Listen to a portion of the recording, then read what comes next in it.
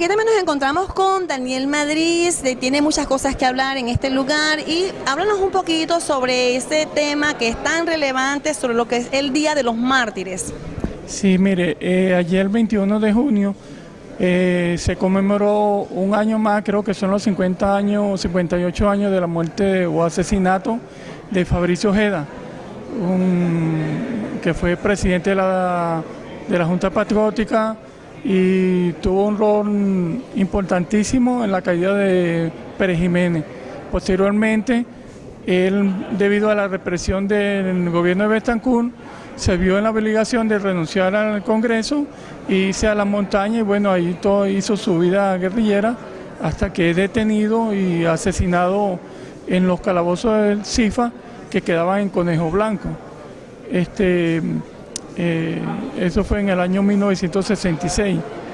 Y bueno, posteriormente, bueno, se han publicado sus obras, su legado, y bueno, es conocido por la gran mayoría de los venezolanos, todo el desempeño de Fabricio Ojeda como luchador. Entonces, bueno, se tomó ese día, 21 de julio, como el Día de los Mártires, de todos los mártires de la Cuarta República.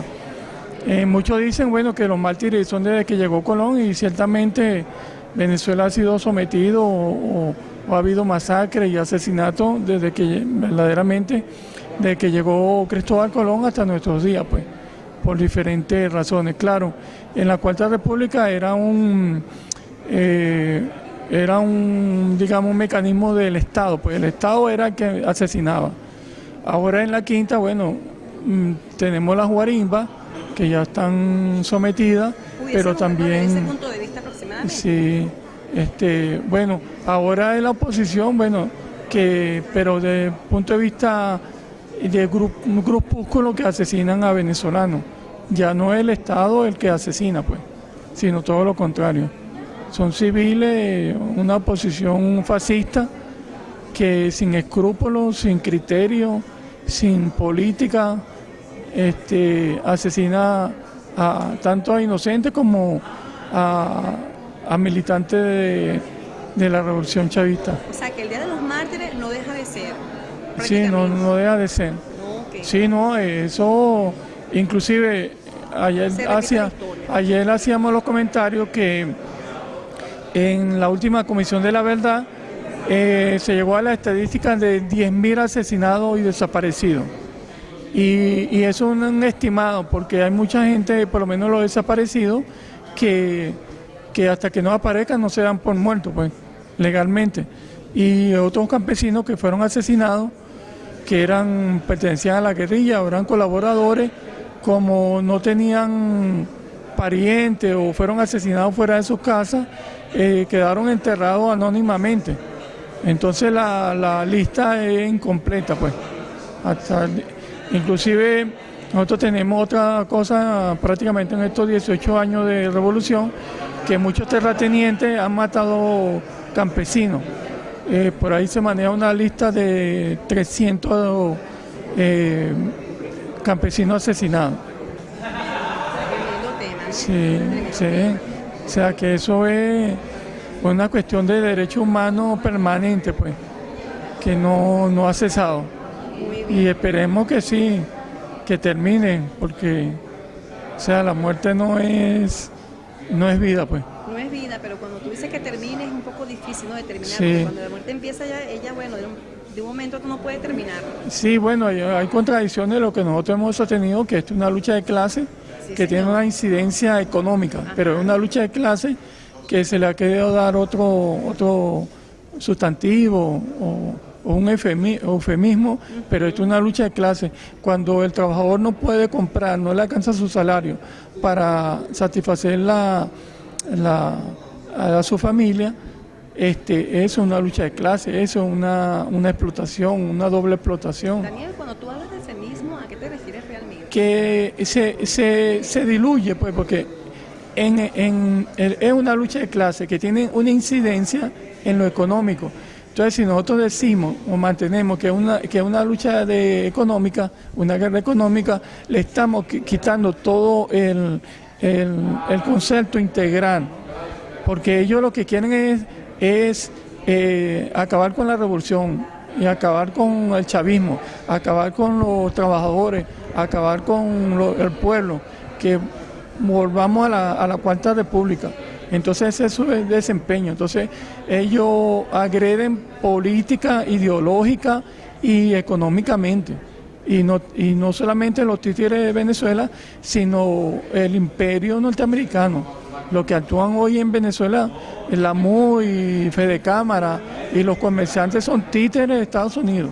Sí, señor. La orden viene de allá. Y las agresiones, bueno, ya conocemos los decretos de Trump que ha repetido los decretos de Obama, que son decretos imperialistas contra una nación libre y soberana. Muy bien. ¿Le puedes dar una palabra, por ejemplo, a aquellos estudiantes de comunicación social que mayormente no manejan este tema, cuando hablamos de lo que es esto, el Día de los Mártires, que muchos venezolanos no manejan muy bien este tema? Una palabra para ellos, comunicadores sociales que todavía no están inmersos en la situación. ¿Qué palabra tienes para ellos? Sí, mire, es un lugar común encontrar en Facebook, en Internet, la palabra Maduro dictador.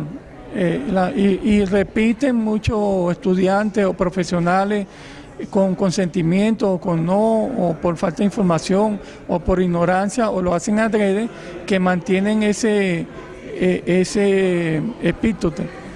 Y resulta ser que si vemos la Cuarta República, el mismo día que se aprobó la Constitución de 1961, el mismo día fue censurada, pues fue cerrada. Y precisamente los diputados de ese primer congreso fueron detenidos, encarcelados sin juicio previo, sin haberle quitado la inmunidad parlamentaria, y como Fabricio Ojeda tuvieron que irse a la montaña a pelear. Entonces son las dos comparaciones. Entonces Betancur aparece como el padre de la democracia, y entonces Maduro es el dictador, que ha hecho elecciones. Bueno, cada año tenemos por lo menos 2 elecciones. Este año, bueno, ya vamos en diciembre, vamos a tener otra elección más. Entonces, mensaje a los periodistas, que un periodista tiene que estar informado, investigar, comprobar la fuente, no decir, repetir como loro, o una fuente anónima, o digamos que el País de España dijo una cosa y la repite New York Times, y no tienen fuente, no tienen asidero, y lo siguen reproduciendo. Yo diría que la prensa hoy, la prensa burguesa en Venezuela, debiera de discutirse en toda la escuela de comunicación social, porque eso es un adafacio, es una ridiculez las cosas que hacen. Por lo menos una presentadora que debe de presentar solamente opina y decide y rebusca y señala y agrede la noticia. La noticia, como sabemos, en los medios burgueses es manipulada, es editada, sobre todo la campaña que se hizo, que viene al caso en Colombia. Todo era contra Venezuela y el castrochavismo.